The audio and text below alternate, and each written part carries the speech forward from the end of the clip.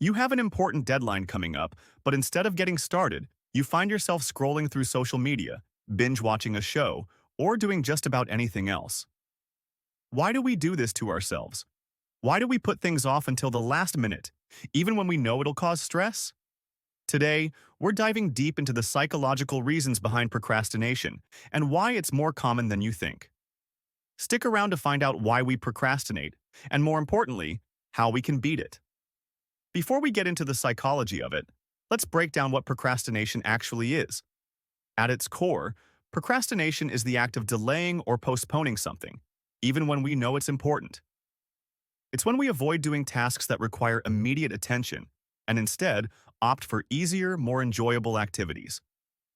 You've probably experienced this in your daily life, waiting until the night before a big project is due, putting off cleaning the house, or even avoiding that dentist appointment. It's a behavior that's common, but have you ever wondered why we do it? So why do we procrastinate? Is it laziness? Lack of discipline? The truth is much more complex, and it has a lot to do with how our brains are wired. Procrastination is actually linked to several psychological and emotional factors that influence how we make decisions and manage tasks. Let's break down some of the main psychological reasons behind procrastination. Instant gratification.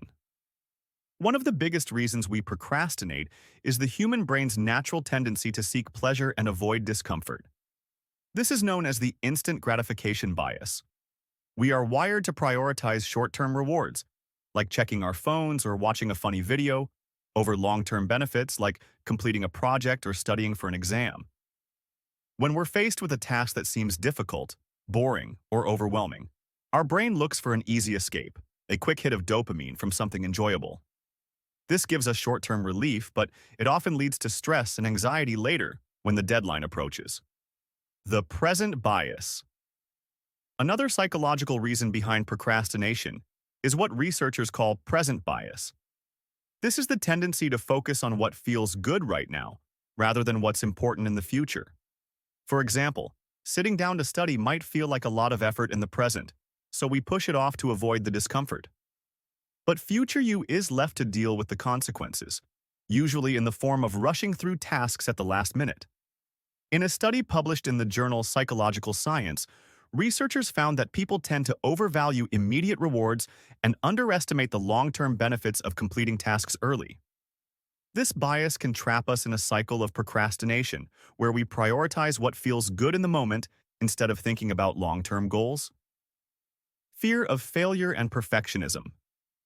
Sometimes procrastination is driven by deeper emotional issues like fear of failure or perfectionism. If you're worried that your work won't be good enough, you might delay starting because it feels safer than risking failure. Psychologists call this self-handicapping. By procrastinating, you create an excuse for why something didn't turn out well, protecting your self-esteem in the process. Similarly, perfectionists often procrastinate because they set incredibly high standards for themselves. The fear of not being able to meet those standards can lead to avoidance, as starting the task seems too overwhelming. In a study by Dr. Piers Steele, a leading expert on procrastination, he found that perfectionists are often more likely to procrastinate because they are so afraid of not performing perfectly. Lack of structure and poor time management.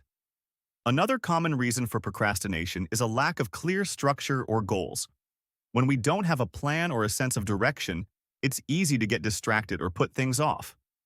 Poor time management skills can also contribute. If you don't break tasks down into manageable steps, it can feel like you have too much to do, leading to overwhelm and avoidance. In many cases, procrastination happens because we feel paralyzed by the sheer size of the task. Psychologist Dr. Timothy Seikel, a leading researcher on procrastination, describes it as an issue of self-regulation. Essentially, we struggle to manage our emotions and behavior in a way that helps us stay on track. What many people don't realize is that procrastination is not just about avoiding tasks.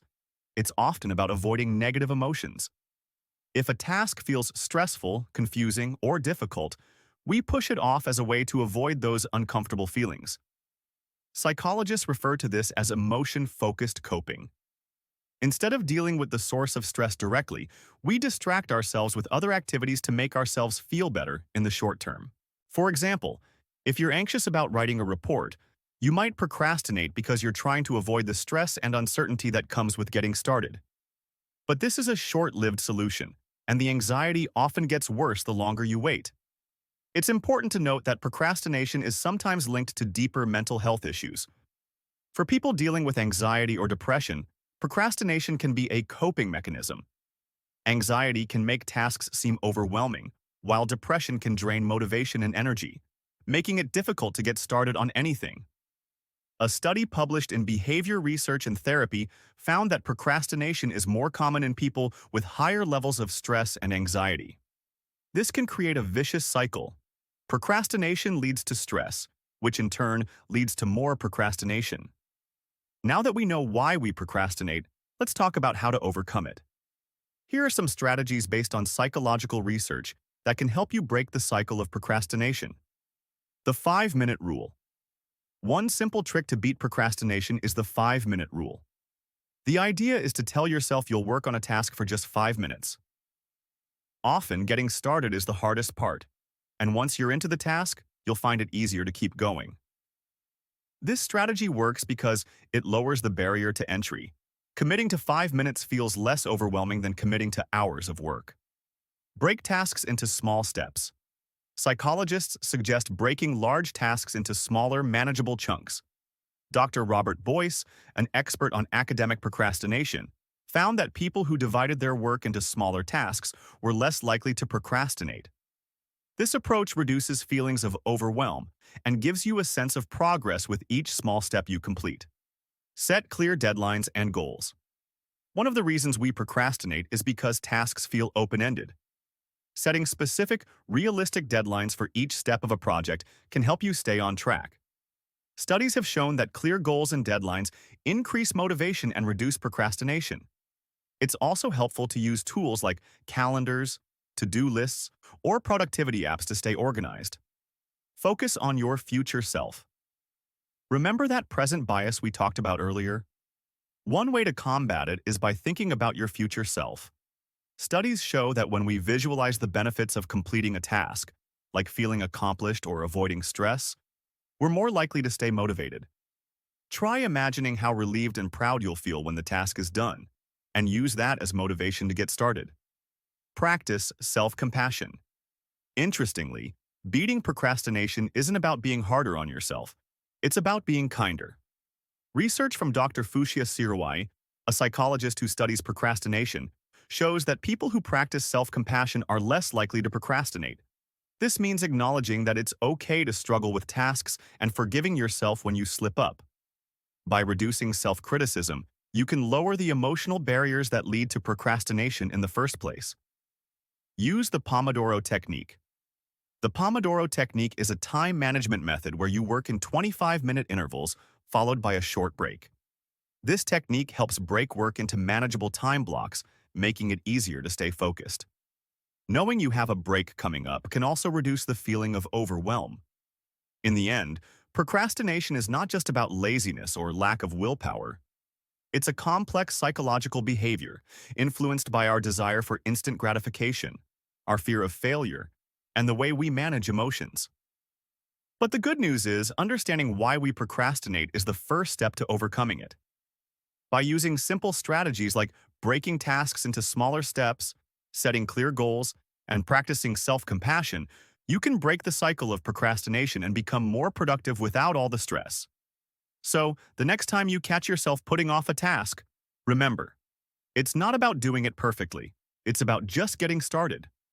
Let us know in the comments below how you deal with procrastination, and don't forget to like and subscribe if you found this video helpful. Thanks for watching, and we'll see you in the next one.